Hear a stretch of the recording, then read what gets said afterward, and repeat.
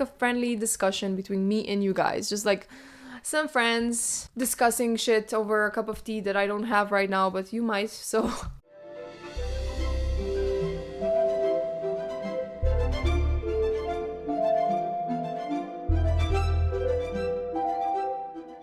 Hey guys, Nina here, and welcome back to More Than Fiction. So today we're gonna be discussing Zodiac Academy books from 1 to 5, which means that there's gonna be spoilers just for the first 5 books. So if you haven't finished the entire series, don't worry, because I don't know what happens after the 5th book, okay?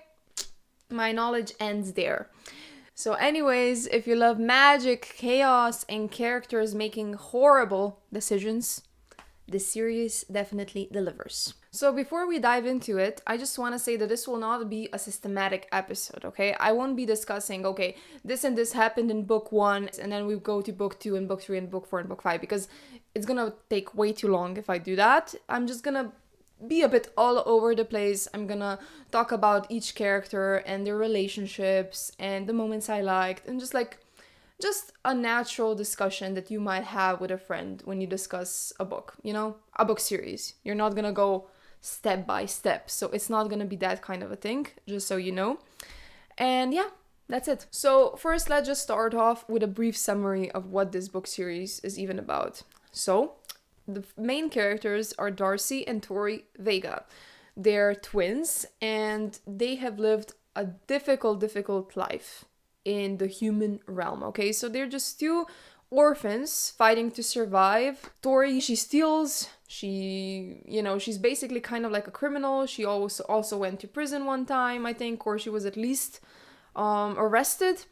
Then you have Darcy, she's kind of the good one out of both of them, the goody good girl. She's a bit awkward, she's intelligent. They're very different, but they both love each other, and they're really like trying their best to survive, and they have nothing. So that's how we're introduced to them, but essentially there's more to them. Obviously, it turns out that they are fae, and they're thrown into the Zodiac Academy, which is basically a top academy in the fae realm. They learn magic there, they learn to control their orders. I'll get to orders later. There's a lot of that. And yeah, it's basically about these two girls discovering their new identity and who they are and their place in this world. And of course, they also have enemies, because it turns out that their position in this world is a lot higher. They're basically royalty, even more than that. They're queens, princesses actually at this point. And they have enemies, should get stuff for them. It's a bully romance at the end of the day. So yeah, now let's jump into it. So first, let's just start off by me explaining why the hell I started this series. And honestly, it was just that I needed something fun, you know, something fun and magical and relaxing. And supposedly this was it. At least that's what people, recommended me. And I saw how much people are obsessed over this series. And honestly, I really wanted to get obsessed with something. I don't know. It's like, since I think Throne of Glass, I don't know if I've read anything that I've actually become so obsessed with that I can't even put the book down. I might be wrong here and I might be misremembering things, but I think this is the first one that this has happened, like, after Throne of Glass. And even that, when I started this series, I didn't even like it. The first book was just trash to me, if I'm completely honest. It was like a reality TV show, something that just bad, and it's bad, and it's ridiculous, but it's so bad that you want to know what happens next, that you still want to watch, because it's kind of entertains you, the ridiculousness of it and the stupidity of it. It's just funny. So you're like, well, this is something that I might just need. And like I said, I needed something fun, so this seemed like a good pick, right? And also, I was kind of intrigued with the whole Zodiac aspect of it. I am a Zodiac girly myself. I really love reading Zodiac descriptions. I'm not saying that I believe everything, that like, if I meet you and you're a Virgo, we're not gonna get along and I'm just gonna say goodbye. No, that's not the case. But I do think there's some merit to what like these horoscope descriptions say, at least when it comes to me. My zodiac sign is an Aquarius. have it tattooed right here.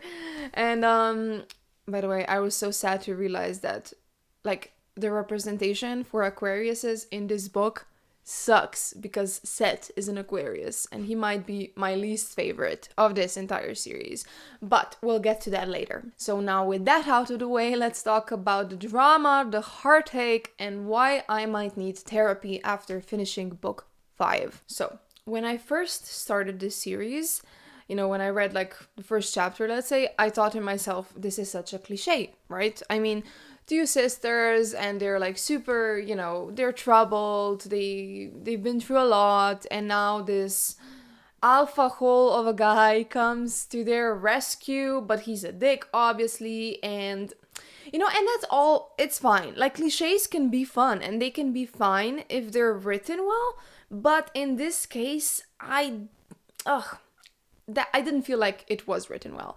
And don't get me wrong, this will not be a dissing podcast, okay? I'm just gonna be critical about it. There's a lot that I love about this series, otherwise I would not be discussing it, but certain things did bug me, and the beginning was one of them. So basically, it just felt very rushed. First off, the way Professor Orion, approached this situation was so stupid to me. Like the way he started discussing things like it's something completely normal. Yeah, you guys are fae, and now I'm gonna take you to this magical academy, and you're gonna get out of the shithole, and you're royalty. I don't know what he said at the beginning, but it was just, the way he explained it, it was like, they're stupid. Like, you girls should have known this already. While they were literally raised in the human world, they know nothing. So it was just like, his behavior really bugged me. And once we get to know Orion, it makes sense, right? But at the beginning, when you're introduced into a new book series, into a new book, that can be a bit off-putting, right? And it was off-putting to me. I was just rolling my eyes and I was like, this is like, what? We went from 0 to 100, okay? And then, the authors explained that he basically coerced them into not saying anything, into staying calm, like a vampire kind of situation going on there, which he is a vampire. I'll get to that later. That was a really good thing, by the way, the order system. I like that. But okay. So I was like, okay, but that's a bit lazy, I really wanted to get there, like, a bit more of a crazy reaction from them, like screaming, shouting, just being completely out of it. But he just coerced them, so that didn't really happen. But okay. And then, what happens next is that they get rest and they get sent off, and all of a sudden they're in the middle of this big group of students. There's a professor chanting some things, and all of a sudden they start feeling magic and, blah, blah, blah. I don't know. It just felt very rushed to me. It would have been a lot better if Orion took them to this academy and first they got settled in and explained some things, and then it was time for the awakening ceremony, right? Or something, just so that we can get like a more elegant transition. I feel like they were just thrown into this situation and we were thrown with them.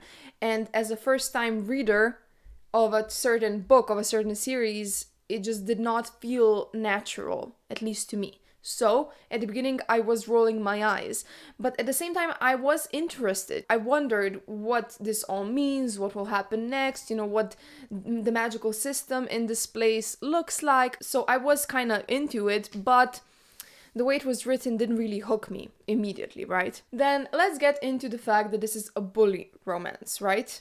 Okay. So I'm not a fan of bully romances, and that is something that worried me a little bit, because as much as I do like a good enemies to lovers plotline, I love that tension. I love it when like the main characters basically hate each other and then eventually they come to an understanding and maybe even love. I do like that. However, bully romances tend to be a bit over the top for me. Some of the things that these main guys did to these girls were just too much, to a point where I was like, how in the hell am I ever gonna come to a point where I'll be rooting for them and cheering for them to be together? It just went a bit too far, and once I started the series, that was something that worried me. But I still wanted to try something else, I wanted to experiment a little and get a bit out of my comfort zone. So I went there, and eventually I got over it. But when I started this, I was worried, and I had to, sometimes when they were like being mean to them and just aggressive, super aggressive to them physically, I had to literally put the book away. Well, my Kindle, right? I was reading on my Kindle. I had to put it away and just take a breather and walk it off, because it was like, it was intense, right? And it wasn't sexy or romantic to me. It was just, gross. Like, who likes a bully, right? And honestly, if I was thrown into this kind of a situation and these men, like hardcore men, like they were tall and masculine and just, if they were bullying me, I don't know if I would have stayed there. Honestly, like,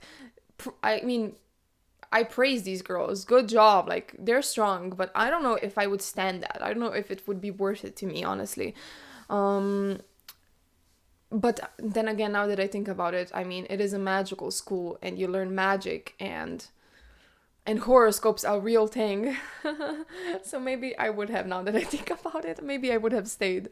But I would probably like cry myself to sleep every night. And they didn't. So kudos to them, right? Then I mentioned the orders before, right? How I was intrigued by Orion, for example, being a vampire and all of this. That was so interesting to me. And I felt bad for Tory and Darcy because of how no one explained anything to them. Like, Orion, you suck. They literally didn't know about... I don't know. I think it was Seth, the first one, who asked Darcy about her order. And he was like, are you a vampire? Are you a siren? And she was just staring at him and like, what the fuck is going on? And he was like, oh girl, you're clueless. And I was like, yeah, she is. And that's so sad. But yeah, the order system, I found that to be super interesting. I'm all into different types of creatures. That's why I love reading fantasy, you know? I love the lore of sirens and of vampires and on all of that. And the fact that these authors, they kind of united all of these different creatures into one. I think that's amazing. I think that's super smart, and I would have done that. So that was so cool. And the fact that they're all fae. They're different types of fae, and the vampire is one type of fae, a siren is another type.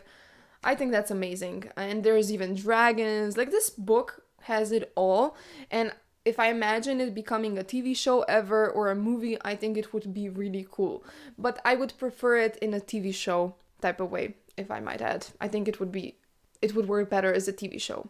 For sure. Now let's get into the two main characters, Tory and Darcy. Like I said, they're twins, and they're the most powerful twins. They have all 4 elements, which is unheard of.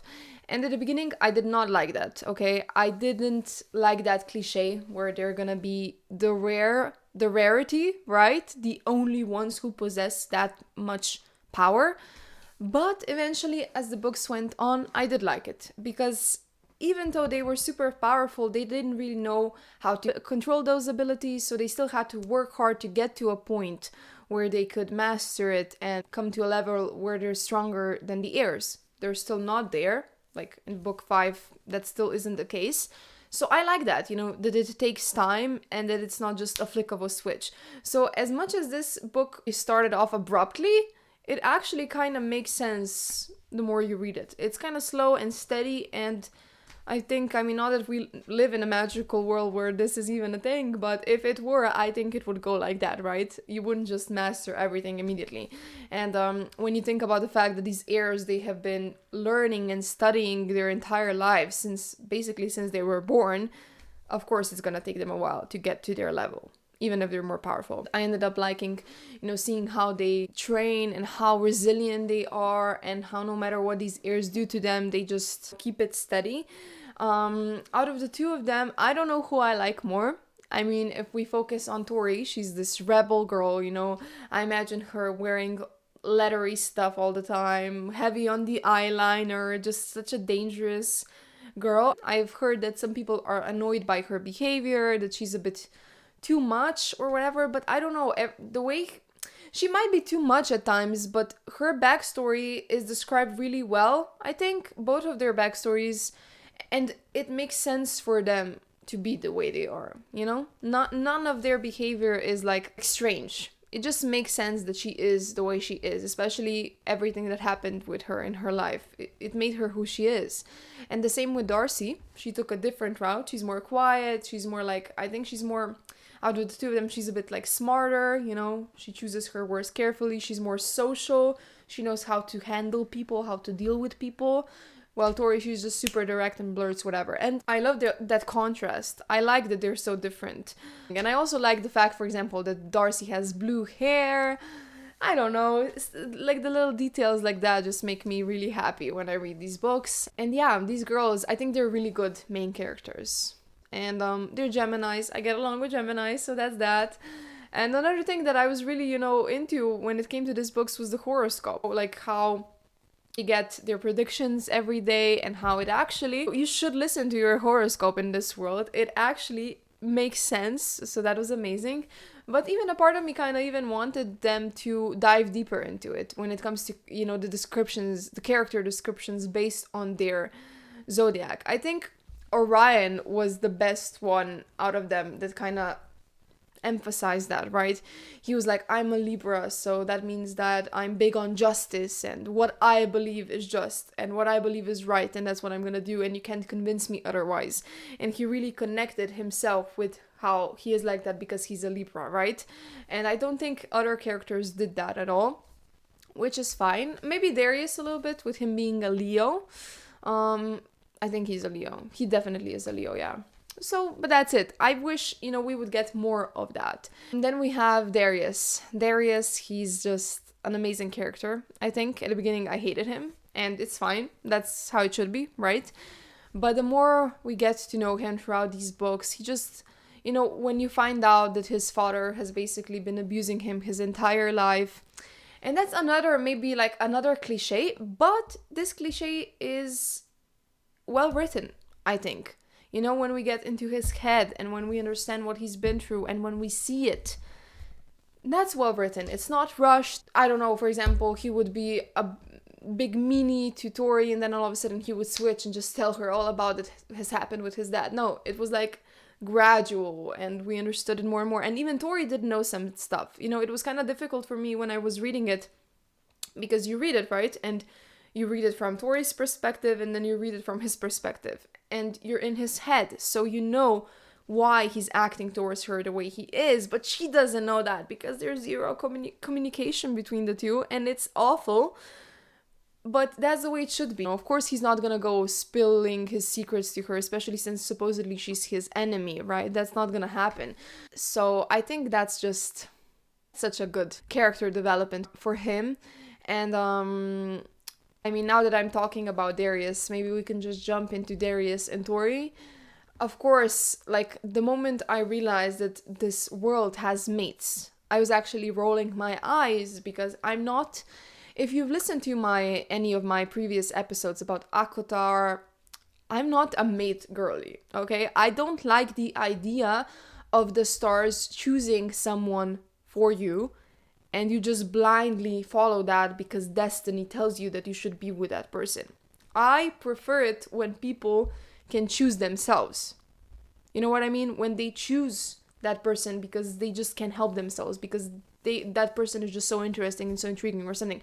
And it has nothing to do with them being mates, but just their personal taste and judgment. You know what I mean? So I'm not a big fan of this mated plot lines at all. However, here again, it made sense because, okay, so how to explain this? I hate it in books sometimes when a character acts really awful and then there comes to a point where the other character, for example, realizes that they're mates, and even though the character, like the other one, acted really bad towards them, they still pick them because they're mates. It's written in the stars, and all that has happened previously doesn't matter. Okay, all of the shit they've been through, the ugly words they've spoken to each other, the way they treated each other, even if it was awful, it doesn't matter because they're mates. I hate that so much, and I was afraid that this is gonna be the case here. So in those books, I'm actually pissed off when they don't ever reject the mate bond. Like if you read Akotar, there hasn't been one single instance of mates rejecting the bond and saying no. And that's something that I'm actually hoping for future Akotar books to happen, that someone might say no, just to see what happens, how that goes, right? And here it's well explained, because here if you say no, you are doomed for an eternity to pine over that person forever. Okay? And that's crazy. Like, that's why I would understand someone saying yes, even if the dude or the, woman was awful to them. Because if not, you're just gonna be tortured forever, and of course you don't want that. So you're just like, you literally have no other choice. And yeah, it sucks, but the decision to say yes to an awful person would make sense. You know what I mean? So here I like that explanation. So I was like, okay, so if it happens, like, it was obvious from fairly the beginning that Tory and Darius are mates, just because the way they're naturally attracted to each other, and they don't even like literally like each other or know each other, but there's just this magnetism between them. And as soon as you know that the book has mates, you know that if there's a magnetism like that they're mates, right? So I was like, okay, shit, But when the book explained to us that, yeah, in this case, if they say no, it's gonna be bad, I was like, okay, fine. If Tory eventually says yes to Darius, even though after everything he did, I will understand. Of course, the girl doesn't want to be in pain forever. But I didn't actually think that was gonna happen, that she was gonna say no. Okay? So when the time came for that, oh my god. And let's just dive into that right now, because I can't help myself. This is the main thing that I want to talk about, actually. Well, there's a lot of others, but still. The timing, first of all. I just hate the stars for the timing. Or I might add, I hate the authors for the way they timed this. So they were supposed to save Clara, right? Orion's sister. They were supposed to meet in the caves to do that. And that is the moment that the stars decide for them to have their fated moment. And I didn't just hate it because they couldn't help Orion with his sister. I hated it because after the third book, I read The Ruthless Voice of the Zodiac, because it was recommended to me to read that series. And I read all 5 books. And if you haven't read that one, skip a little bit, but it's not really a spoiler. I just want to make a quick comment about the mates there. So it's a harem system, which is fine. This isn't a spoiler. You can read that in the brief description. It's a harem series. And the mate system there is described really well, because it's like the mates, they go through their trials. And when the divine moment comes along, it makes sense for the 2 main characters. The divine moment is just there at the right time, okay? It's when they have been through all of their trials and they have persevered. But here it just felt rushed, and it felt like the stars didn't give Darius and Tory enough time to get over their issues. In that book series, I felt like they did give the characters enough time. Here, it's like they are literally against them. It's like, come on, you know that they're gonna say no at this point, right? I still thought that Tory wasn't gonna go there, because I thought that she understood the repercussions. And that's another thing. Tory, she was born in a human world. This is all super new to her. She doesn't understand, I think, the meaning of saying no. She doesn't understand that your life is gonna suck if you say no. And she does. And reading that was just torture. It was just torture, because the moment they went there was from Darius's perspective. So it was him first. And he knew what was happening, of course. He was raised in the society. So he knew that the stars were guiding him somewhere. And when he came to that spot in the forest, he saw the stars. He was like, oh shit, this is my divine moment. And he immediately knew it was Tory, because it made sense. Like, that's the only girl he felt the way he felt about, right? And the way he said it, like, oh, this is finally something that I can have for myself, something that I can make right, that it can be a good thing in my life. Like, I need this, it's gonna be amazing. That was the moment I was like, oh my gosh, no, Tori's gonna say no, isn't she? Because of the way Darius was all hyped up. I was like, no way it's gonna be this simple. Plus, we have 9 books, or I don't know how many, and they're gonna what? Live happily ever after the 4th book, or I don't even know in which book this happened, but you know what I mean, it's a bit too soon. So I can't believe this is happening. And even when, it was described the way it was, that Darius, he lost time a little bit, and then all of a sudden he was guided somewhere, I was really naive there, and I told to myself, no, this is probably just someone like doing some secret magic ceremony to guide him somewhere and to kill him or kidnap him, or maybe it's his dad, he's doing some weird juju magic shit to, just torture him. I did not think it was a divine moment, even though I have read about divine moments in the Ruthless Boys of the Zodiac, and I know what it feels like. So I knew that this might be it, but I refused to believe it because it was too soon. And of course, then we get Tory, and as much as it sucks that she said no, because, well, it sucks for them, right? And I love them. I don't want them to suffer. It makes sense. That's literally what I needed in a book for a very long time when it comes to mates, for someone to say no. So when Tory said no to Darius, it makes so much sense. This guy, he tortured her. He almost drowned her. And the biggest fear in her life is that of drowning. Okay? I mean, how does one go past that? And the way she explained it in that moment, like, he said sorry, right? And then in their divine moment, he apologized for everything he did. And she said, oh, so now you apologize. Now that I'm fated to be with you and you have to essentially be with me for the rest of your life. Now is the moment when you say sorry. And before, you had so many moments, you had so many opportunities to apologize, and you did not. And look, I'm getting goosebumps right now because that's so true. And I could not hate or be angry at Tory for saying no. I understood her so much. But I did feel sorry for them, for both of them. Because even though Darius didn't apologize, we still read it from his perspective. So we knew what was going on in his head. We knew that he's just not this evil maniac who just enjoys in torturing this girl. We knew that, but she didn't. So it's just reading that was torture because you understood both perspectives, and it's just sad, and you can just be mad at the stars for doing it at the time that they did. And it's awful, okay? And I don't think I'm ever getting over that. Yeah. But as much as it's awful, I think it was also needed, because then after that, Darius, he really stepped up his game, and Tory also, she got the chance to see him for what he really is, like that he's not an awful man, and they needed that, and I mean, of course, I feel like this isn't a spoiler. I have no idea what happens in the next books, but my assumption, my theory is that they will get another opportunity to become mates. Like, I don't know, the stars will take pity on them or something. I think there's a lot of shit still waiting for them. I think they're gonna go through a lot. And of course, I assume that the stars are gonna be like, fuck this shit. Like, these two have gone through a lot. They need a happy ending. So I'm not too worried about that.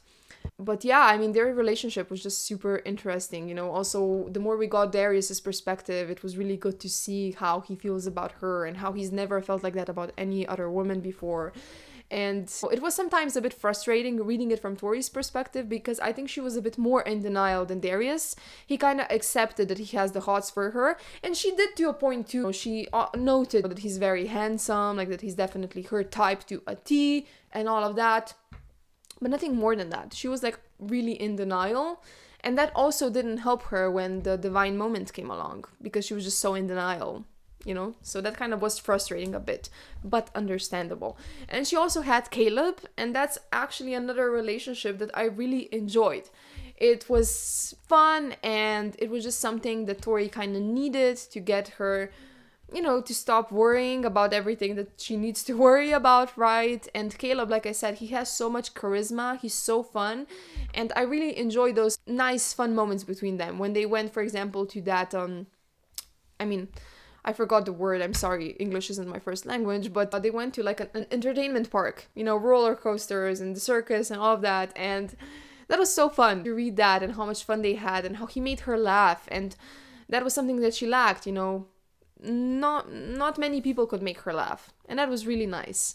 And Caleb, he was into her too, but to him I think it was mostly because she was a challenge, and the combination of her allowing him to hunt him, and that's a big part of his nature, and he can't do that with anyone else, and yet here she is, this beautiful girl who allows him to do that. a combination of everything. It wasn't definitely true love, or it was more like an infatuation, but I liked it for what it was, and I'm glad that they both were aware of what it was, you know? Even, I think Tory at one point confronted him about how, like, what does he want from her? Like, they can't be serious. What does he expect from this relationship ever? And he told her straight out, well, yeah, I can't really offer you anything. I'm an heir, you're a princess, this can never be anything more than what it is. So I like that they didn't lie to themselves, or that there wasn't this unnecessary drama. It just was a fun, sexy relationship, and that's it. And I'm into that. And I also liked seeing Darius jealous. Of course I did.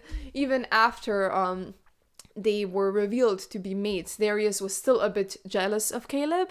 And I don't know, I just like that. I feel like he deserved it a bit, you know? Like, yeah, you should be a bit jealous. I mean, Caleb, like, he's an heir too, right? And yet he never treated Tory as awful as Darius did. You know what I mean? That's what I also liked about Caleb. Like, I guess some might say that he's a bit of a hypocrite. Like, sure, he doesn't directly torture, for example, at the pool, right? When Tory was drowning. He didn't do anything to help her, but he also didn't do anything to cause her pain. And some might say, well, that's very hypocritical, you know, like if you just stand there and watch, you're just is a part of it. But, and as much as I agree with that, generally, in this case, in this instance, it's actually a big deal for him to just stand and watch and not do more. Because he, like, of the political situation and the circumstances and the fact that they, as heirs, all agree to do that. And in their society, as much as it is fucked up, in their society, this kind of thing is normal, you know, to just like torture each other for power and whatever. So that's why I'm more lenient when it comes to Caleb. And eventually he also did speak out. He did say that this is not okay, that he doesn't agree with it. So he wasn't like quiet. And there was a moment when I think Darius, he pushed Caleb. No, not Caleb, sorry. He pushed Tory. Just pushed her and called her a whore, I think. And that was just so unnecessary, you know, and even Caleb, he said that, like, this is so unnecessary. This is another level. This isn't a fight for power. This isn't about something more. This is just you being a dick, and it's unnecessary. And he actually confronted him about it, and he, like, fought him a little bit. And I really like that, you know. So he did step up when it felt like there were no political inclinations there or complications, and it was just like a stupid thing. So I like Caleb a lot. Like, really, I think he might be my favorite, actually. I mean, no, Darius is still more up there because he's complex. Darius is a very complex character. While Caleb, he's not that complex. I mean, he hasn't been through a lot in his life, you could say, right? While Darius, he really has. And so has Tory. So it makes sense that they're a perfect match, right? So yeah, that. I don't know if there's anything more that I want to say about these three or about these two.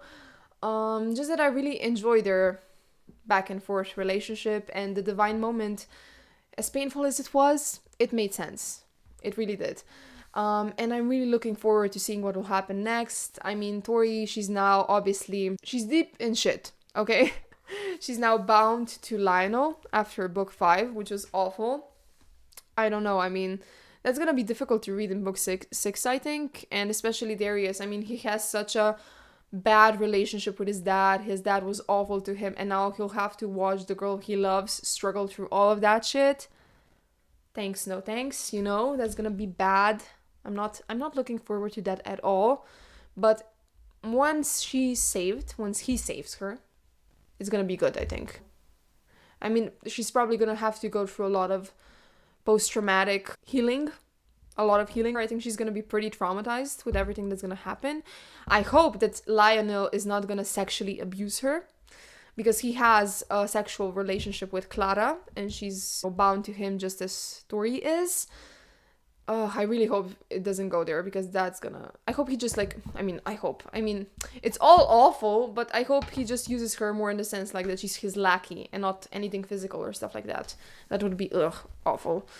Oh, another thing about Tory and Darius, I really love their first sex scene together. That was so good. That was good. I mean, come on. I think that might be one of the best sex scenes I've ever read, actually. Like, just pure anger and emotion, and they were even like in those hot tubs or whatever they were, like natural pools, or I don't know what it was. It was just amazing. Okay. That's all I'm gonna say. And now let's move on to Darcy and her love interest, Orion, right? This is actually, I prefer them over Darcy and Darius. No, over Tory and Darius, apologies. I think Orion and Tory, I mean, why am I mixing them up? Jesus. Orion and Darcy, their chemistry is off the charts. And I'm not saying that Tory and Darius isn't, but I don't know. I feel like it's even more powerful with Darcy and Orion. Maybe it also has to do with the fact that he's a professor and she's a student, and it's kind of like like it's not allowed. And as much as it isn't allowed with Darius and Tory, this is still different. This is still kind of like a different situation. It makes it more dangerous to me, and that's why I liked it a lot. And just the fact that Darius, he had reasons to be like a dick, but Orion, I mean, he still has reasons because he's allied with the heirs, but still, I feel like him being a dick is just part of his personality. He's just so grumpy. He actually reminds me a lot of Hunt from Crescent City. Like, I think, yeah, Orion is Hunt, kinda, the beginning of Hunt at least, just grumpy and broody and like just that kind of vibe. And I love the fact how, as a professor, he was always late. He's a vampire, so he can be on time if he wants to. And yet he was always late. He just doesn't give a shit. He actually does it on purpose. And he likes to sleep in. And that's a lot. Like, I see myself in that a lot. So I was really into that. He was so funny. And I don't know, their dynamic, just like him being her liaison and helping her and all of that jazz. And he also never overstepped the way Darius did. He never like tortured anyone. He even helped her. I mean, when Tori was drowning in that pool, he was the one to save her. And when fucking Seth cut off Darcy's hair, Orion was the one to be there for her and help her. And I don't know, there's not much to say about this dynamic, just that it was great. And the first time that they kissed was also amazing to me. It was just like, because they were really, it was just such a good relationship because they were both denying it. Well, Darcy, she was kind of noticing shit. She was like, I don't think it's normal that he's behaving like this. And there was this one moment when he saved her. I think Seth was kind of after her. He was following her, and Orion, he kind of grabbed Darcy from behind and they hid in a closet or something, and he was behind her and he was just breathing really, hard. And even after the coast was clear, he did not let go of her. And Darcy, in her mindset, in her head, it was like, am I imagining this or is he into me? And it's awful because she can't really say that. He's a professor and he can't admit it, obviously. But it was still, you could sense it. And it was so many of these moments when he was just pretending like he isn't attracted to her, And she there wasn't like much from her perspective. She has a crush on a teacher, like no big deal. But from his perspective, it was just so difficult. And then in that scene in the Acrox family manor, he just let go, and he just finally admitted and they kissed. And it was really good. And after that, they kind of lied to each other that, yeah, it's fine, like it's not gonna happen again, but they just couldn't. And of course, they're mates too, so all is forgiven. If you're one of those people who's like, well, this is morally wrong or whatever. I mean, this isn't our world. It's like there's fae and there's like magical abilities and there's mates. And what do you do in a situation like that? If this man is your mate, you're obviously so attracted to him, you can't control yourself, and he can't control himself either, because they're literally made for each other. So what to do in that case, right? And yeah, but it's not all that well. Now he's in prison because in this world, as we know, if you get into a relationship with a student, you basically get power stripped. Your position in society is like revoked. You're nothing, you're no one. And that's essentially what happens to him. And I mean, shall we move on to that? How did you guys feel when he stood up in that courtroom and said that he coerced Darcy? Because I was so angry at him. I was just so mad. He even broke their star wow that they made. So, which means that he's now unlucky and everything that happens goes to shit and he's locked up in a prison. I was just, Ryan, you're so stupid, you know? Like, I know that he did it to protect her, but come on, Darcy is perfectly capable of protecting herself, okay? And she is allowed to make her own decisions. She's a grown-ass woman. You know, such an alpha hole moment. I don't know. You could have gone through that together, you and Darcy, and yet you decided to do that shit, to pull that shit. But my theory is obviously that he's gonna be rescued from prison, or I don't know, maybe Lionel is finally gonna decide to pull him out of it for some reason.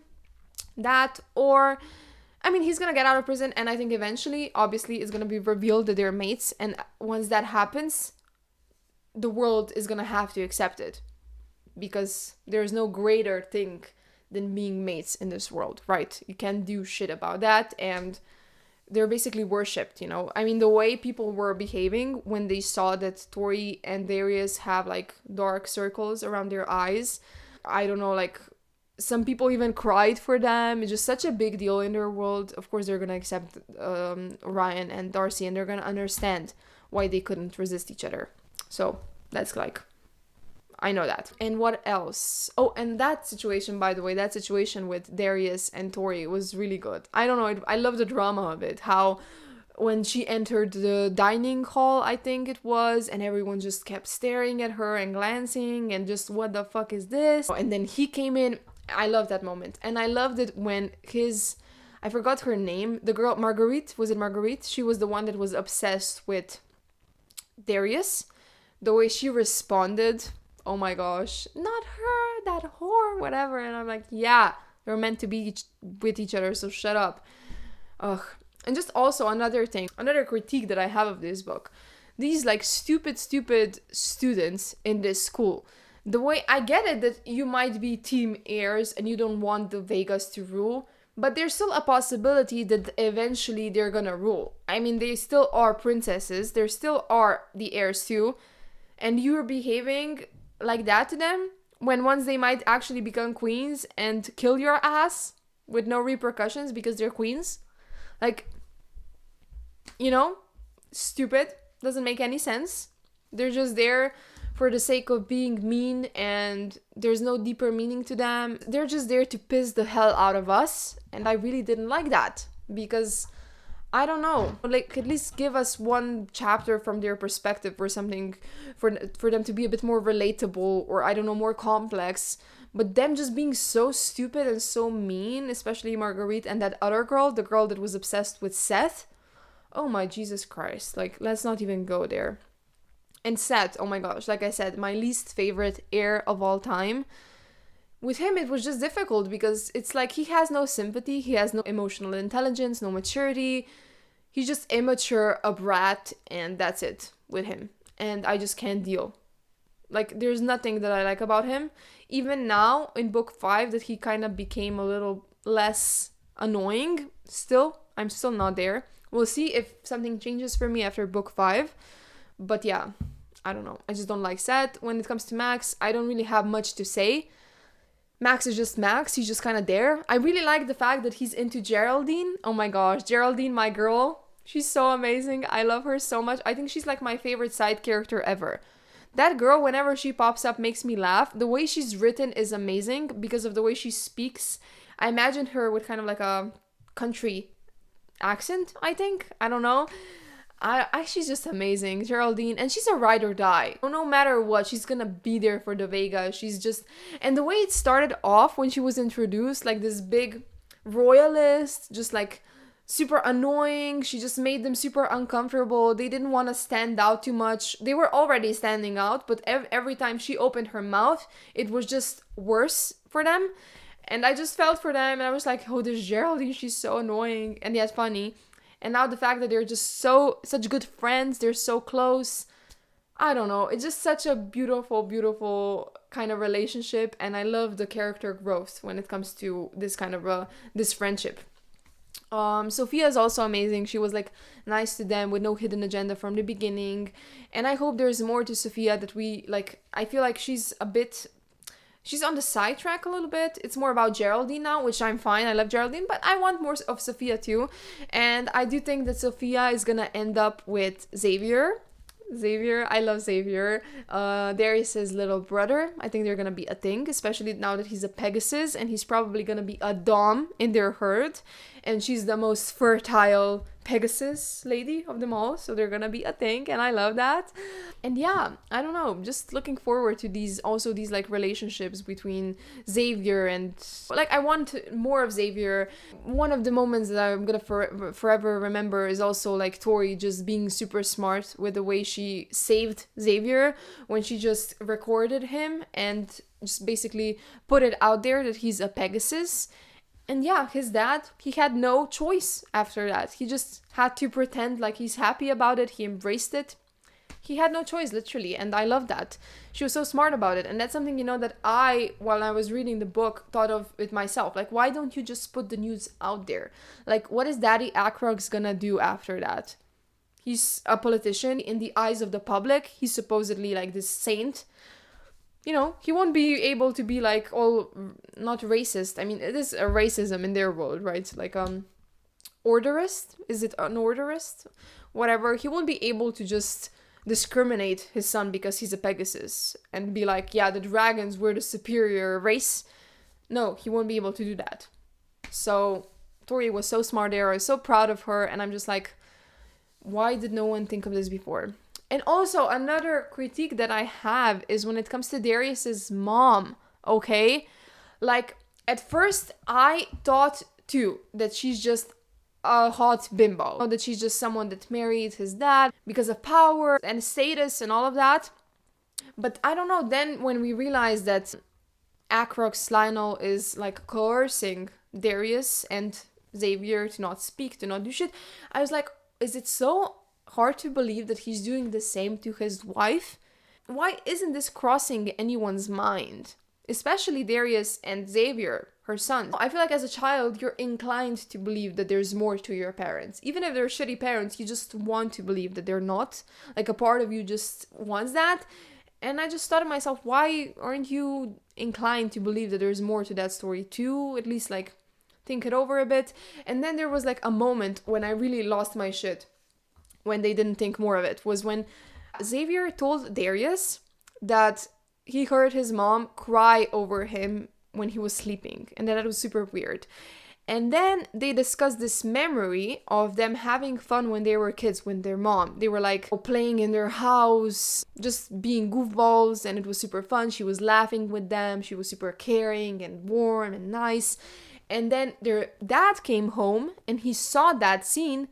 And after that, their mom's behavior changed completely. Like, she became cold, she became distant, her personality whatsoever was just gone. She was just this robot, right?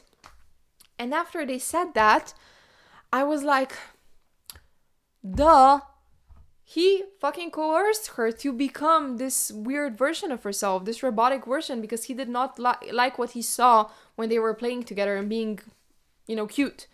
So just the fact that they spoke of that memory and it didn't cross their mind, like at least for 1 second, that she might have been coerced, would just, to me, like not even one thought at all after that.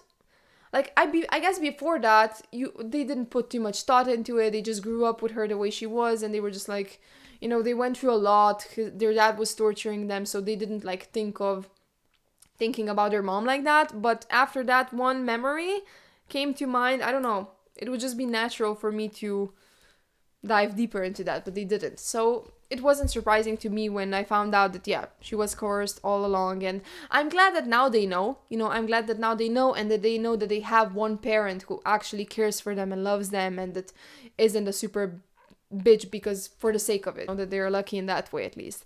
So, yeah, hopefully she doesn't die, by the way. Hopefully, like, she might sacrifice herself for her kids, and I really hope that doesn't happen, because I feel like after eventually Lionel is defeated, which I know he will be, okay, there's no way this book series has a sad ending in that way. I want them to have their mom, and I want them to be like a normal, happy family. And in regards to Lionel, he's the main bad villain of this book series. I think he works really well as a villain, especially once we find out everything he's also been doing to his own family and stuff. And there is a part of me that was like, there was a part of me that was asking myself, is he just a sociopath and just a psychopath? And he just is that way? Or will we get like more of him? Will we find out that he was also tortured as a child and that's why he is the way he is? You know, will we get like more for him so that we can get a bit of like, no, I'm never gonna feel any kind of empathy towards him. I think he's gone too far. But that's what I'm wondering, you know, will we get a deeper understanding of him and why he is the way he is? Or is he just that like black and white kind of a character, kind of a villain? There's nothing more to him. He's just evil and that's it. And either way it goes, I'm fine with it. I usually kind of am inclined to get more even out of the villains. I do like to know, I guess, why they are the way they are. Is there like a more fucked up reason for it? But if it turns out that he's just a bad guy just because he is, that's also fine by me. I won't be bothered by it. Because like I said, he's too far gone for me to ever feel anything for him. And then there's Clara. So Clara's another kind of evil entity right now. So she was saved by Orion and Darcy from the Shadow Realm, which is so sad, by the way, the fact that he lost his sister like that, and then he saved her, and she ended up wanting to kill him. Just, ugh. And another question for you guys, you know, do you think that that's it? That Clara is just too far gone? She's lost. There's nothing that they can do to help her. She's just been trapped in that torturous realm for far too long. Or do you think that Orion might still save her and bring her back to the way she was before? And I do think that that's the case. I think he will save her. Just because we did get a little bit of a glimpse that there's still the good Clara in there. And it was just such a small one, but enough for me. It was the moment when Lionel was torturing Xavier. Well, he was hitting him. And then Lionel left.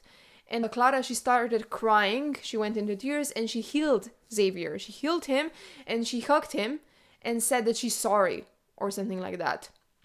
And in that moment, Xavier was like, is it possible? Like, there's still a little bit of Clara in there, the girl that I used to play with, that I used to love. And then she immediately switched back and she was gone. That version of her was gone. But it was enough for me to see that she's in there somewhere. So I think that she might be saved, or she might die, but just before she dies, she might come back for like just a few minutes to apologize to Orion, to just say that she loves him, and that we might just get a bit of a proper goodbye between them if she ends up dying. But I'm inclined to believe that she's gonna be saved, and I hope that she is. I mean, I want that for my boy Orion. I love Orion. I think he's such a good character too. I think the shit that he's gone through is awful as well. I got to know him a little bit more in the Ruthless Boys of the Zodiac. I can also do, by the way, a quick episode like this one about the Ruthless Boys too, if you're into that. But in that book, I'm not gonna say more, but we get to know Orion when he was in high school. So when he was in Zodiac Academy himself, when he was the star player in the pitball team, when he had this whole future ahead of him. And all I'm gonna say is that he was so different. He was so much more relaxed and funny and just, you know, outgoing. Like, this shit really changed him and it damaged him. And yeah, the fact that he had this whole future planned out for himself as this big athlete, and then Lionel just ruined everything for him. And he's also tortured alongside Darius. I mean, he's his guardian, so he feels everything that Darius feels. I don't know, he's great. I think Orion's great. And like I said, I love these relationships. I love the friendship between Darius and Lionel. And you know, the Heirs, they have also, as much as I, for example, don't like Seth, and as much as I think that Max is just you know, their friendship is really cute. So they really are there for each other. They support each other. They keep each other's secrets. And once they found out that Darius is being coerced and tortured by his dad, you know, once that was confirmed to them, it was just so beautiful to see how it affected them too. How bad they felt for their boy and how protective they are. And once they realized that Tory and them are mates, they really wanted to help, and they did help. You know, there was that like sex scene between Caleb, Darius, and Tory. You know, they just did a lot of things to just kind of make them see that there's still hope, and they are all into the idea of them getting a second chance. So even though Tori is still a princess, she can still take the throne. They literally forgot about that because they want their boy to be happy. So I think that's beautiful. I really do. I wonder how the power dynamic is going to change, because like Darius, he's obviously going to eventually marry Tori. They're obviously going to be king and queen. The same goes for Darcy and Orion. And then the 3 heirs, they're going to be, I guess they're not going to be on that same power level as them. But now that I think of it, I mean, they aren't already. Darius, he also has the shadows, just like the twins do. So he's technically already more powerful than them because of that. So that power balance isn't there anymore at all, actually. So yeah, they're probably just gonna be like their royal council, right? Along with Geraldine and Sophia. And I wanted to say Diego, but Diego's gone. And Diego was a nymph. So that was another thing. I knew Diego was sketchy, okay? I knew it from the beginning. It just seemed like, I don't know, I don't remember instances, but I know that there were instances in the book when he was just kind of trying to distract them from certain things. I think when the nymphs were attacking or something and someone warned them that they should go and Diego was like, no, that's not a big deal. Just stuff like that. He always just seemed to put them in predicaments, right? So I knew that there was something sketchy about him, but I was glad when it turned out that there's more to him. He was complex. I like Diego. I think a lot of people don't like Diego, but I did, because I just feel like he just went through a lot of shit too. And people probably don't like him because they don't get a perspective in the book from his point of view. And I think if they did get this point of view, it would be the same as with Darius, because essentially Darius was also tortured. Diego, his whole life, he had no one. He was alone. He didn't want to be this creature that he is, and yet there he was. I felt for him. And when he died and he told Darcy that she was a true friend to him and that he really loves her or something like that, I shed a tear. It was sad for me. So yeah, that's it about Diego. I think I've discussed the major things that I wanted to. Like I said, this wasn't a deep dive, obviously. It was just like a friendly discussion between me and you guys. Just like some friends discussing shit over a cup of tea that I don't have right now, but you might, so you know, stuff like that. And like I said, like this series isn't the best written series in the world. No, it's not. Like there's much room for improvement, but it's fun. You know, it's fun. There's drama, there's angst. The stakes feel high. The torture that the characters go through, the shit that they go through, it feels, the way it's written, it does feel real, you know, and you do feel for them and you feel with them. And it does bring out a lot of emotions, at least for me. Like, for example, when Darius and Tori were in that situation, I cried. Like, I did not expect to cry, but I literally cried in that situation. I found it to be so sad. And so the moment a book or a series brings out laughter and tears and all of that from me, I think it's a good one, even if the writing is not as good as it could be. Because amongst like all of the deep emotions that I feel when I read this, I also cry of laughter, okay? Geraldine and the dynamic between these characters and all of this just makes me laugh so hard. And even Washer, like the creep that he is, he makes me laugh so hard sometimes. And the same with the Ruthless Boys of the Zodiac. That was also such a funny series, so I recommend that one too, because it has such a good, I mean, honestly, like, it might be even funnier than this one. The moments in there, especially, there's like 2 moments between Orion and Gabriel. So Gabriel, by the way, the twins' brother, I did not even mention him. I'm awful. But Gabriel, he's like a fan favorite from the Ruthless Boys of the Zodiac. And there are moments between him and Orion. They become best friends when, like, in that book series. It's so good. Like, the moments are so hilarious. And you understand why Orion acts the way he does around Gabriel, and why Gabriel calls him Orion and he calls him Noxy. It's just hilarious. It makes so much sense. So I recommend that you read that, just because it's a fun read. But if you expect anything deeper, it's not that, okay? It's just something that you read because you want to have fun and relax. It's not that deep. The plot also isn't that well developed. I think this book series is better developed than the other one, but still, it's funny and it's also hot. So yeah, that, and also we get to know Gabriel, like I said, in that book series, but we don't know who he is. He always wonders about where he comes from, who, his parents were. So it's really good that we find that out in this series. It's very satisfying, especially if you've read the other series. And yeah, just basically, I do recommend reading this book. I've spoiled so much to you guys already. I mean, if you're here because you have also read this, right? But still, maybe some of you are just listening because you're curious. But yeah, I do recommend you reading it because it's fun. But don't expect anything like, I don't know, incredible writing like in, I don't know, Lord of the Rings or something. No, it's just a fun fantasy read. The world building also isn't that. I mean, I love the way that the orders are described, the magic, the way it works, the elements, all of that. But we don't really get to explore the continent, for example. We don't really. I mean, they're obviously always stuck in the academy. Sometimes they're in the Acrux manor, and then now they're also in the palace, like in the Palace of Souls or whatever it's called. But that's it, so I guess I miss that. It would be cool for them to travel a little bit or something so that we can see like the cities in this realm of theirs and what that's like. But no, I don't think we're gonna get that. I do want to see more of Orion in prison. I do want to see how this prison's like when you're in there, right? As a prisoner. It would be fun if there was like a prison break, if they kind of saved Orion from prison. That would be great, but I don't think we're gonna get that. So yeah, like if I missed any iconic moments, any moments that you guys want to discuss, that you wanted to hear and I did not speak of them, let me know, comment. I might make even a separate episode for that. I'm open to suggestions.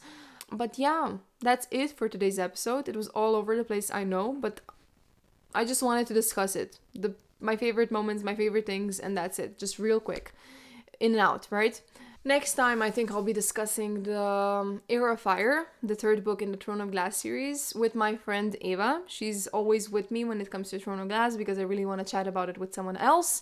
And that's it. If you like this episode, subscribe, like, comment, anything. All of the support helps. I've discussed a lot of books in the past and also some TV shows. You have TV shows recommendations on this podcast too. So feel free to check that out. And yeah, I guess we'll talk more next time. Bye!